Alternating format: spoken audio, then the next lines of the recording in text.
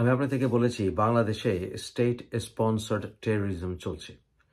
Doctor Yunus কি বলেছিলেন শুনেন। তোমরা বলার সময় বলেছো যে আমাদের এখানে স্বৈরাচারী সরকারের লোক বসে আছে, আমাকে এই করছে। তারা চলে যায় নাই।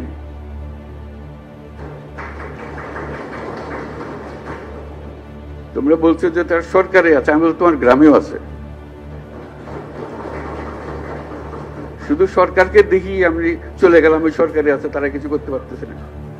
তোমার গ্রামে আছে, তুমি কিছু করতে পারছো? তুমি তো দুঃখ করতে এসছো আজকে। কাজে সেই তেজ আসতে হবে না, এটাকে জায়গা দেবো না আমরা কোথাও।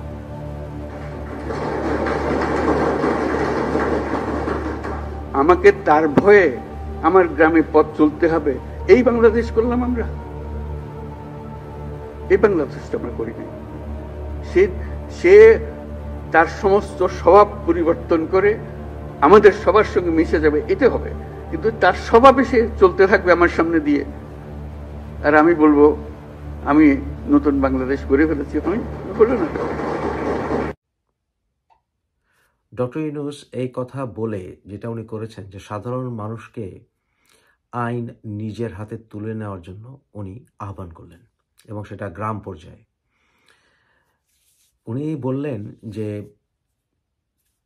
প্রাক্তন সরকার, উনি যা বোঝাচ্ছেন যে তাদের স্বভাব বা তাদের আচরণ, তাদের মতো করে তারা চলবে, এটা সাধারণ মানুষ যেন গ্রহণ না করে। তাহলে তারা কি করবে? মানে তারা থাকতে পারবে না। উনি এটা বলছেন যে তারা এগুলো করে থাকতে পারবে না। দ্যাট মিনস তাদেরকে তাড়িয়ে দিতে হবে, গ্রাম থেকে উচ্ছেদ করতে হবে। গ্রাম থেকে উচ্ছেদ কীভাবে করবেন? ঘর বাড়ি জ্বালিয়ে দিবেন, পেটাবেন, তাই না? উনি তো বলেননি যে আইন প্রয়োগকারী সংস্থা সেই বিষয়ে কোনো পদক্ষেপ নেবে। আপনি স্বভাবের বিচার করেন কীভাবে? আমি বুঝলাম না। কোনো অন্যায় করেছে কি? অন্যায় করলে তো পুলিশ আছে। উনি সাধারণ মানুষদেরকে আহ্বান করবেন কেন এই কাজটি করার জন্য গ্রাম পর্যায়ে? কেন? দ্যাট মিনস উনি আইন নিজের হাতে তুলে নেওয়ার কথা বলছেন। শুধু এখানে আইনের কোনো আসলে বিষয়ও না, স্বভাব চরিত্র মানে বুঝলাম না। কি বুঝাচ্ছেন উনি? মানে মাথা নিচু করে চলতে হবে, আমি আওয়ামী লীগ করতাম বা আমি আওয়ামী লীগের কোনো একটা পদে ছিলাম, এই তো? আদারওয়াইজ উনি কি বুঝাচ্ছেন? ডক্টর ইউনূসের ইঙ্গিত মতো কাজ শুরু হয়ে গেছে, শুরু হয়েছে যশোরে। দেখুন যশোরের একটি গ্রামে। এটা কার বাড়ি? এটা কার বাড়ি? লালটুর বাড়ি, হৈবতপুর লালটুর বাড়ি। এই শুধু এই বাড়ি আগুন লাগাইছে? এটা লালটুর বাড়ি না?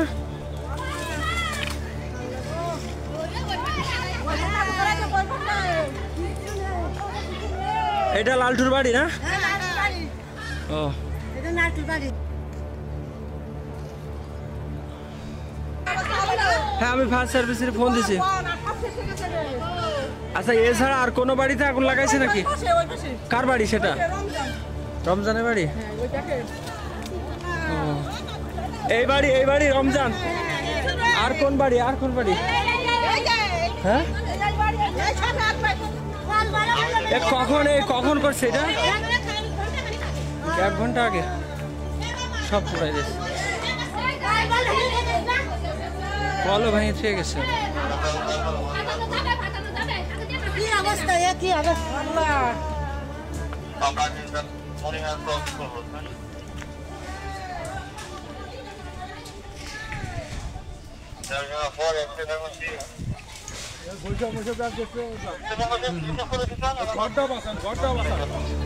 ভিতরে কেউ ঢুকেন না, দূরের থেকে পানি মারেন, দূরের থেকে পানি মারেন।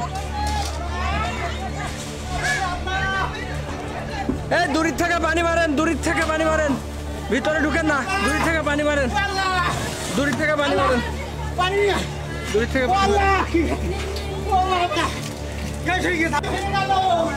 দূরের থেকে পানি মারেন, দূরের থেকে পানি মারেন, ভিতরে ধোয়া ধোয়া, দূরের থেকে পানি মারেন।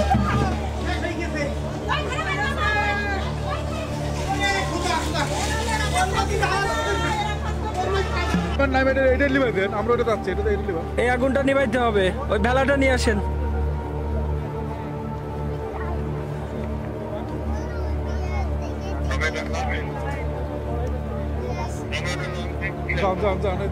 চাচা মুরব্বী একটু জানতো চাচা। এখন এর ফলে যা হচ্ছে যে ডক্টর ইউনূসকে যারা ক্ষমতায় বসিয়েছে, অর্থাৎ সমন্বয়কারীরা, জামাত, হিজবুত তাহরির গোষ্ঠী, এই সম্মিলিত অপশক্তি ডক্টর ইউনূসকে বেছে নিয়েছে। এবং ডক্টর ইউনূস নিজের মুখের কথা যে ছাত্ররা তাকে বসিয়েছে, আর ছাত্রদের বলতে উনি বোঝাচ্ছেন যে সমন্বয়কারীরা। এবং সমন্বয়কারীরা কাদের সাথে চলে, কাদের সাথে তাদের দহরম মহরম?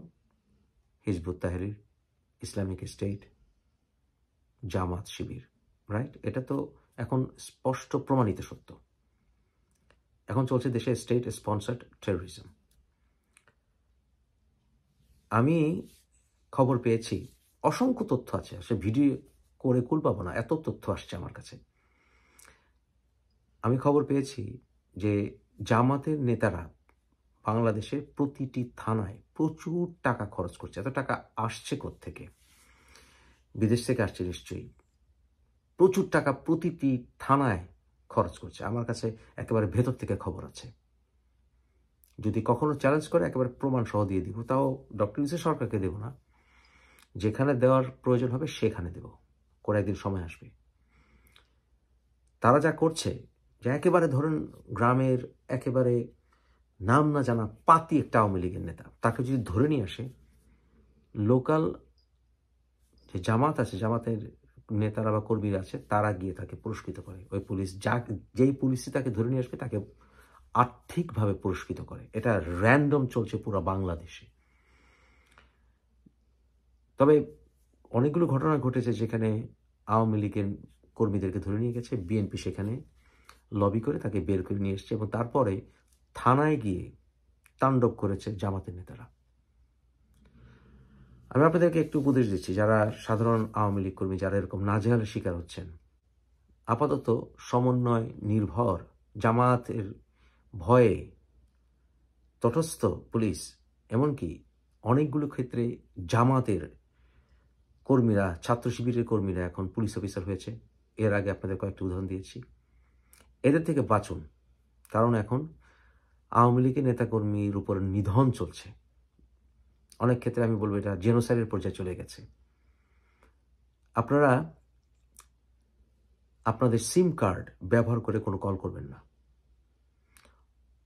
ওরা যা করছে, লোকাল থানা লেভেলে বা ডিস্ট্রিক্ট লেভেলে পুলিশ যা করে, সিডিআর ট্রেস করে। সিডিআর অর্থাৎ তারা থানা, লোকাল থেকে থানায় যে নালিশটি আসে, তারা যদি ধরতে চায় কাউকে, প্রথমে তার নাম্বারটি নিয়ে সেখানে সিডিআর দেখে কল লিস্ট দেখে।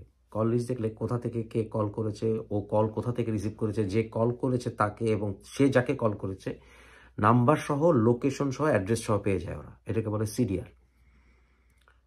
এই সিডিআর ট্রেস করে প্রথমে আপনাকে ধরবে। তারা ওই যে মেসেঞ্জার, হোয়াটসঅ্যাপ, এগুলো ট্রেস করতে পারে না। এগুলো ট্রেস করতে হলে খুব হাই লেভেলে যেতে হবে তাদেরকে। মনে করুন একেবারে র্যাবের কাছে আছে, র্যাবের হেড অফিসে এবং পুলিশের হেড অফিসে থাকে এগুলো। এছাড়া লোকাল ডিস্ট্রিক্ট লেভেলে পুলিশ এগুলো ট্রেস করতে পারে না। যেগুলি মেসেঞ্জার, হোয়াটসঅ্যাপ কল করে আপনি যেগুলো করেন, এগুলোকে তারা ট্রেস করে আপনাকে লোকেট করতে পারবে না। তাই আপনারা ওই সিম ইউজ করে কল করবেন না। সিম ইউজ করে কল না করলে আপনাদেরকে আর ট্রেস করা যাবে না। এবং আপনারা যদি হাই প্রোফাইল কেউ না হন, ওই হেডকোয়ার্টার থেকে আপনাদেরকে ধরার চেষ্টা করবে না। সুতরাং হ্যারাসমেন্ট থেকে বেঁচে যাবেন, কারণ এখন প্রচণ্ড হ্যারাসমেন্ট চলছে। এটা অনেক আগের একটা সিডিআর আর কি। তো এটা আপনার দুই পার্টির, এ পার্টি বি পার্টি বলি আর কি আমরা। মানে যে কল দিল, কলার এবং রিসিভার আউটগোয়িং কল থাকলে সেটাও দেখায়, এবং কোন জায়গা থেকে কল দিছে জায়গার অ্যাড্রেসও আছে লাস্টে দেখবেন, একদম ডান পাশের দিকে। এটার সূত্র ধরে এখানে একটা কোড নাম্বার দেওয়া থাকে, ওইখানে ওই নাম্বারের সূত্র ধরে আমরা একদম জায়গা মতো যেতে পারি। হ্যাঁ, মানে ফোনে সব অ্যাপস আছে, ওই অ্যাপস দিয়ে হাঁটতে থাকলে দেখা যায় যে ওই নাম্বারের সাথে মিলে গেল। যে জায়গায় যায় মিলে যায়, ওই জায়গাতেই আশেপাশে বাড়িতে সার্চ করলে তার পাওয়া যায়। এটা হচ্ছে মানে ইনস্ট্যান্ট লোকেশন। হ্যাঁ, ইনস্ট্যান্ট লোকেশন এইভাবে নেওয়া যায়। আর এই জায়গায় যে নিচে যে নাম্বারটা আছে, ওই নাম্বারটা হচ্ছে ওই ফোনটার IMEI নাম্বার। প্লাস আরেকটা এখানে একটা নাম্বার দেওয়া আছে, ওই যে তারিখের নিচে একটা নাম্বার আছে, ওই নাম্বারটা হচ্ছে তার মানে ক্র্যাশ নাম্বার আর কি, যে জায়গাটাতে টাওয়ারের যেই অংশটাতে সে আসতে ওই অংশটাতে আপনি পায়ে হেঁটে আস্তে আস্তে ওখানে যেতে পারবেন।